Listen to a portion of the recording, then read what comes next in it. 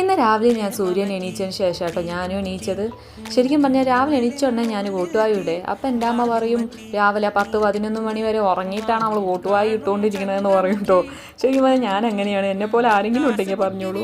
അതേപോലെ തന്നെ എൻ്റെ മുന്നിൽ എപ്പോഴും ഇരിക്കുന്ന ഒരു സംഭവം കേട്ടോ ഈ ഒരു ബുക്ക്. ഈ ബുക്ക് ഞാൻ എപ്പോഴും വായിക്കണം എന്നങ്ങ് വിചാരിക്കുക എന്നല്ലാതെ അത് എടുക്കുക അങ്ങ് വായിക്കുക അത് മാത്രം നടക്കുന്നില്ല. സോ അതുകൊണ്ട് തന്നെ ഇന്ന് രാവിലെ തന്നെ എടുത്ത് എന്തെങ്കിലുമൊക്കെ വായിക്കാമെന്ന് വെച്ച് ഞാനത് എടുത്ത് കയ്യിൽ വെച്ചതാണ്.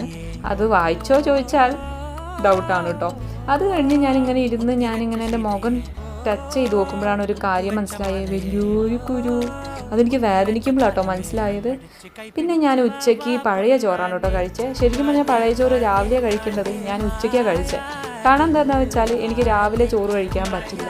ശരിക്കും പറഞ്ഞാൽ എന്താ പഴഞ്ചോറ് കഴിക്കേണ്ടി വന്നതെന്ന് ചോദിച്ചാൽ അമ്മയോട് ഞാൻ വലിയ കാര്യത്തിൽ പറഞ്ഞതാ, പഴയ ചോറുണ്ടല്ലോ അമ്മ, അത് ഗട്ട് ഹെൽത്തിന് നല്ലതാണ്, ഞാൻ കഴിച്ചോളാന്ന്. അമ്മ തക്ക നോക്കി എനിക്ക് അരിയിട്ടില്ല. അതാണ് ഇപ്പം എൻ്റെ അവസ്ഥ. ലാസ്റ്റ് അതെന്നെ കഴിച്ചു.